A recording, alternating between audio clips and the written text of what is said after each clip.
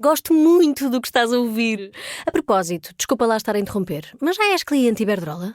Como não? Então tens de ouvir antes isto. Quem fica na Iberdrola ganha mais. Descontos, vantagens, ofertas e só por aderir ganha 100 euros. Se a poupança e a energia verde também são música para os teus ouvidos, liga 800 500 500. Iberdrola.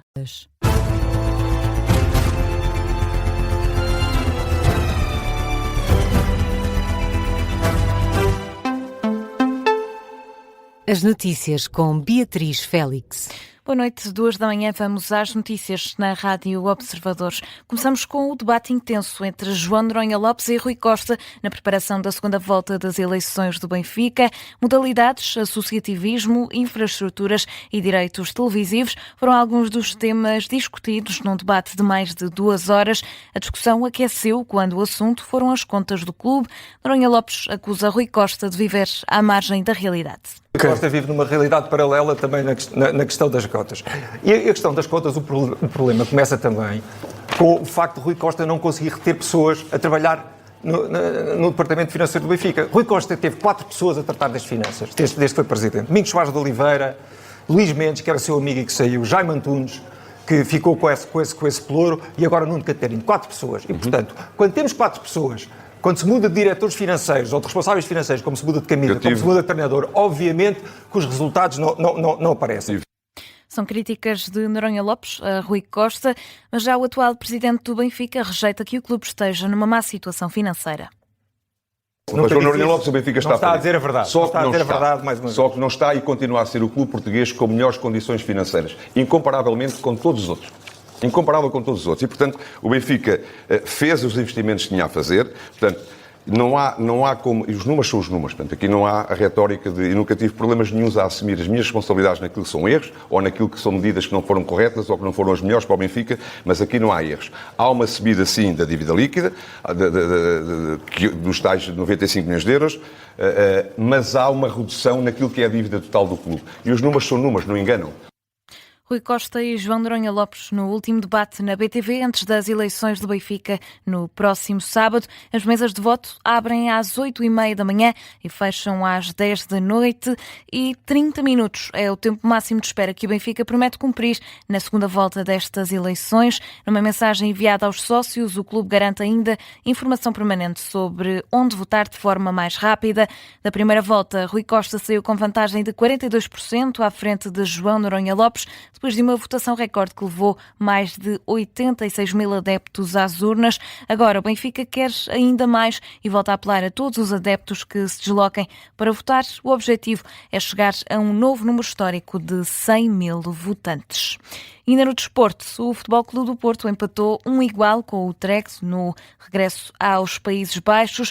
Os holandeses marcaram primeiro, mas o Porto igualou na segunda parte. Os Dragões ficam com 7 pontos na Liga Europa. Ainda faltam 4 jogos.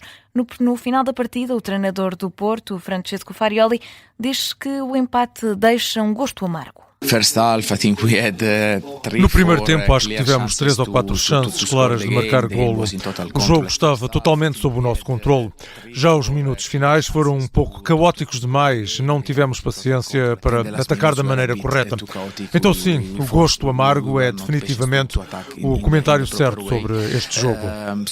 The bitter taste is definitely the right comment. Francesco Farioli, o treinador dos Dragões, em declarações à Sport TV. E do desporto passamos às presidenciais. António José Seguro garante que é um homem de esquerda depois de ter dito que não quer ser metido numa gaveta. Esquerda, mas moderada e moderna. Numa entrevista ao Jornal Público, o antigo secretário-geral do PS tinha-se recusado a assumir um posicionamento político no âmbito das eleições presidenciais. Esta noite, à RTP, António José Seguro diz que esse foi um momento infeliz. Em relação a essa entrevista, nem sempre nós estamos nos nossos melhores momentos, Vitor. E às vezes há infelicidade nas respostas e, portanto, eu pertenço àquela esquerda moderada, àquela esquerda moderna que se afirma com soluções concretas para os problemas das pessoas. Mas mais importante, onde eu venho, é para onde quero ir. E eu quero ser o presidente de todos os portugueses. Em entrevista à RTP, o candidato à presidência da República conta com o apoio do PS e diz não ter mágoas com membros do partido que escolheram não apoiar, como é o caso, por exemplo, de Manuel Pizarro, que decidiu apoiar Henrique Gouveia Melo. E Luís Marcos Mendes recusa fazer um debate com André Ventura exclusivamente para discutir o tema da saúde. É a resposta ao candidato do Chega, Belém, que queria juntar-se à mesa não só com Marcos Mendes, como também com António José Seguro e Gouveia Melo. O candidato apoiado pelo PSD diz que não vale a pena estar a debater temas que devem ser resolvidos em sede própria. Nós vamos ter dezenas de debates. Portanto, não vale a pena acrescentar mais debates. Neste momento temos é que resolver as questões. Não contam comigo para politiquice. Eu acho que neste momento temos um problema sério. Nós temos um problema de um ambiente crispado com os tarefeiros no âmbito do Serviço Nacional de Saúde. Isso pode criar um problema muito mais sério ainda a acrescentar aos problemas que já existem no Serviço Nacional de Saúde. Não devemos desviar as atenções disto para a politiquice. E por isso, renovo. O apelo, sim, é que o Governo aceite negociar e que os tarefeiros aceitem sentar-se à mesa das negociações. Sobre saúde, Luís Marcos Mendes diz apenas esperar que o Governo se sente à mesa de negociações e chegue então a um entendimento com os médicos tarefeiros depois da ameaça de greve. E ainda sobre o convite e o desafio, aliás, de André Ventura, Henrique Gouveia Melo também o recusou. O almirante afasta qualquer tipo de aproveitamento político da situação grave que o Serviço Nacional de Saúde atravessa e diz em tom de crítica a André Ventura que não quer cavalgar um problema.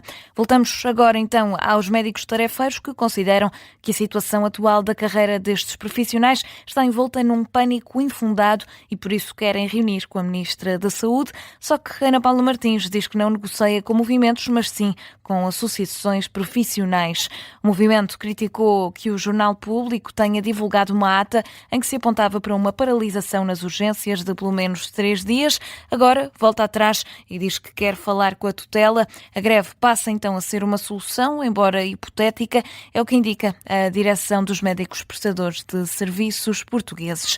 E essa eventual reunião entre o movimento de médicos tarefeiros e a Ministra da Saúde foi mal recebida pelo Sindicato Independente dos Médicos, que considera errada uma negociação direta entre os profissionais e a tutela. O secretário-geral do SIM, Nuno Rodrigues, deixa por isso um alerta. Nós achamos isto um precedente perigoso, assim como já o achamos na altura da criação do chamado Grupo de Médicos em Luta. Ou seja, não há uma hierarquia, não há uma responsabilização, não há enquadramento legal para isto. Agora, o Ministério da Saúde e a Associação do Ministério da Saúde ouvirá naturalmente quem quiser. É a posição do secretário-geral do CIMA em declarações à Rádio Observador.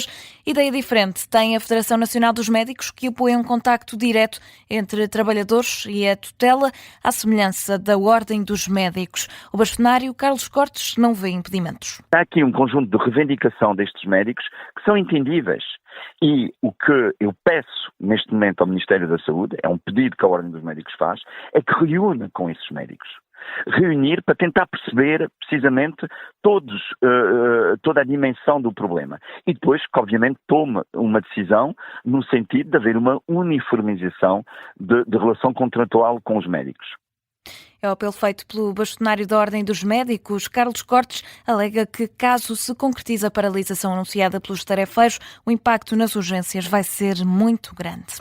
E ainda há tempo para falar de atualidade internacional e começamos com a notícia de que foi desmantelado um alegado grupo do Hamas que estaria a planear ataques terroristas na Alemanha. É o resultado de uma investigação internacional que revela que o principal alvo eram instalações israelitas ou judaicas no país. Foram então detidos 4 homens e apreendidas várias armas. As detenções estenderam-se não só pela Alemanha, mas também pelo Reino Unido. Em Londres, um cidadão britânico foi detido por supostamente traficar e armazenar armas para este grupo. Entretanto, um mandato de captura emitido pelas autoridades alemãs resultou na detenção também do 5º elemento. Em declarações citadas pelo DSCN, o ministro da Administração Interna da Áustria já elogiou a excelente rede internacional dos serviços secretos que combate de forma consistente todas as formas de extremismo. E nos Estados Unidos, o Supremo Tribunal deu luz verde à política da administração de Donald Trump e restringiu os passaportes para pessoas transgênero e não binárias. As pessoas ficam impossibilitadas de escolher os marcadores de sexo no passaporte que correspondam à identidade de género com a qual se identificam. Em comunicado, o Tribunal nega que a política seja discriminatória. E o Conselho de Segurança da ONU levantou as sanções contra o presidente da Síria. A resolução foi proposta pelos Estados Unidos. Foram também suspensas as sanções contra o ministro do Interior sírio e recebeu 14 votos a favor, enquanto a China escolheu a abstenção. Na rede social X, o ministro dos Negócios Estrangeiros da Síria já agradeceu aos Estados Unidos pelo apoio. Os líderes dos dois países vão encontrar-se na segunda-feira na Casa Branca. E a fechar, António Costa garante que a União Europeia vai fazer tudo o que estiver ao alcance para limitar o aquecimento global a 1,5 graus acima dos níveis pré-industriais. Foram declarações na Cimeira de Líderes que antecede a Conferência das Nações Unidas sobre Alterações Climáticas, a COP30. Ainda assim, o Presidente do Conselho Europeu deixa um aviso. Diz que a janela de oportunidade para agir e evitar impactos irreversíveis sobre a humanidade e a natureza está a fechar-se rapidamente. Perante esta ameaça real, a União Europeia sustenta o compromisso inabalável com o Acordo de Paris. E é assim que fechamos este Jornal das 2 da manhã. A informação fica por aqui, mas está de regresso às 2h30 com a síntese de notícias.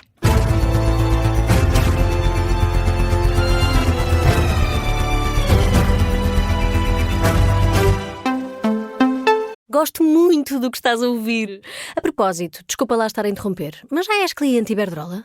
Como não? Então tens de ouvir antes isto. Quem fica na Iberdrola ganha mais. Descontos, vantagens, ofertas e só por aderir ganha 100 euros. Se a poupança e a energia verde também são música para os teus ouvidos, liga 800 500 500. Iberdrola.